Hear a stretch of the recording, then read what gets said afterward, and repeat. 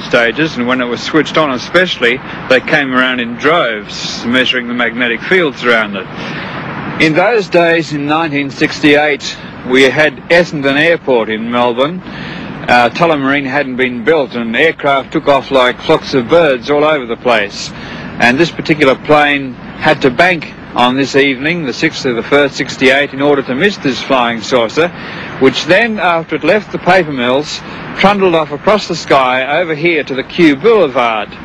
So I had my camera loaded up with 400 ASA black and white 8mm film, and I took it and followed this UFO down by the roadside, by the river, and I got some spectacular film of a landing. I had a sudden impression to look up, and lo and behold, this light in the sky was getting bigger and bigger, and I realized it was going to land.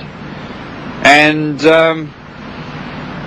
it did land, but I was so surprised, because watching a UFO land isn't any normal event. I was so surprised I didn't get a picture of the first landing, and just as well because this was a landing by the men in black, what we know as the negative flying saucers. But after I'd recovered from my surprise, I did get enough gumption to photograph the second UFO, which came from Ashtar Command, which was in hot pursuit of this first UFO, and this is the one that landed in the movie film I took. Now, 10 years later, this is the spot where the flying saucer landed, and I revisited the location, and this is an approximate angle of what I shot on my movie film 10 years later on today.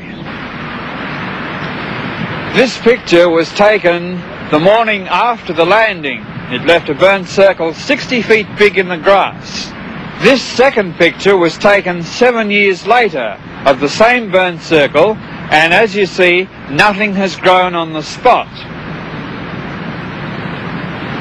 Well, now, let's take a look at the burnt circle 10 years later and see whether or not anything has grown.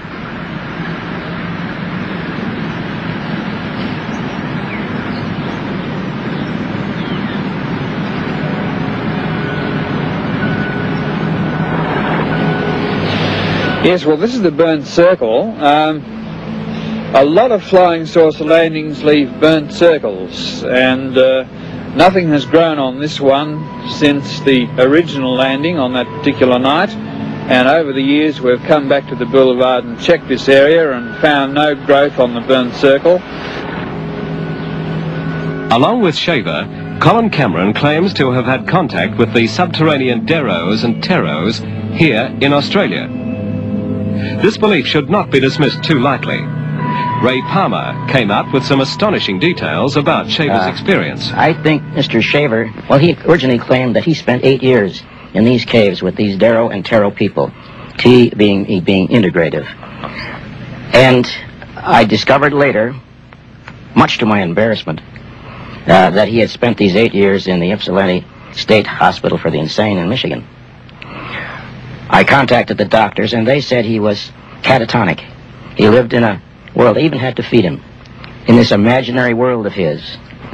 Except for one thing, when Kenneth Arnold saw the flying saucers, I put together 2 and 2, and I said, is the man catatonic, or is there something else going on? But I got 50,000 letters. We ordinarily get 50 or 60 a month, from people who said, Mr. Shaver is telling the truth. And not only that, I have been in the caves too, and I hear the voices. I've been hearing these voices now for about the next 7 years onwards, every night. And until I started taking some infrared film, which I'd read in a book by, can't think of his name now, but Trevor James. And he had, at the suggestion of Ashtar Space Command, taken infrared photography and got these invisible flying saucers. So I thought, well, as these entities were invisible now bothering me, I'd try some infrared film too. And that's where I got these pictures of these entities. And after those nights, what was happening to me was I was starting to hear these voices, just like Shaver was, saying I was going to die, saying they were going to get me, saying they wanted to stop me researching into flying saucers, and generally trying to terrify me. But I was never scared throughout the whole thing. This is what's kept me going. Brilliant brains, including Nobel Prize winners around the world, are still puzzling, not are there UFOs, but what are UFOs? We talked to Klaus Nobel himself. It's something that man cannot comprehend. I think it's very likely that there are unexplained phenomena, and I certainly have many times hoped that they would come and visit us now and tell us here on Earth that we are in the process of doing things that are not really in our best interest, because right now it seems like we are self-destructive, and I would like to have them to come visit us.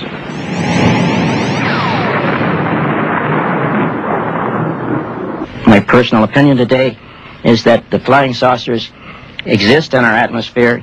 They are intelligently controlled, that they do convey or carry people just as real as you and I, except in a different sense. Personally, I'd say I'm an agnostic, if one can apply that term to the subject. I've seen many reports. Some of them are definitely weird, but until I see one, I don't believe. But I'm not going to say they're not there.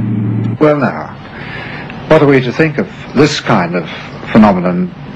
People claiming to see things such as I did. There were 38 of us, and we all believe that we saw it, but of course we don't expect other people to believe us if they don't want to. And I have very little time with the attitudes of traditional science, which behave much more like religious dictatorships in many instances than they do like open-minded scientific communities. We have to have 15 million witnesses before anybody's going to look into the problem seriously? Boy, this is utterly fantastic. This is more fantastic than flying saucers or people from Venus or anything, as far as I'm concerned. If 15 million people did collectively see something like this flying over a major city, as here in Perth, Australia, experience leads us to believe that there would be a complete breakdown of the social order, like the riots in New York when the lights went out. In the MGM film Soylent Green, we get a taste of the chaos the future may hold.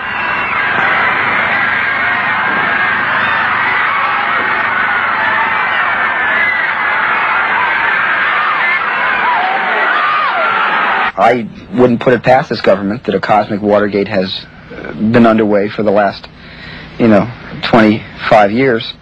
And at the same time, I don't think it's, I think as we're growing up, or from the government's point of view, I think we've been adults for hundreds of years, but from the government's point of view, we're still growing up, and eventually they might want to tell us something about what they've discovered over the decades. There is a rumor that was in U.S. News and World Report a number of months ago that Jimmy Carter might make some unsettling disclosures about the UFO phenomena sometime in December.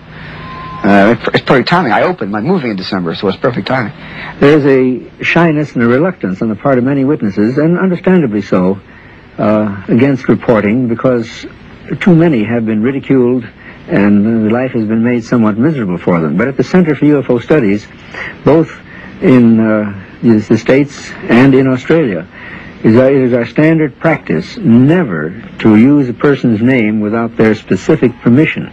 So if any of our viewers have what they feel is a valid UFO experience and have not reported it, by all means, I would say it is your scientific duty to report this, and with the assurance that your names will not be used without your permission. A graduate nuclear physicist in America felt it his duty to report a sighting he shared with 12 other people.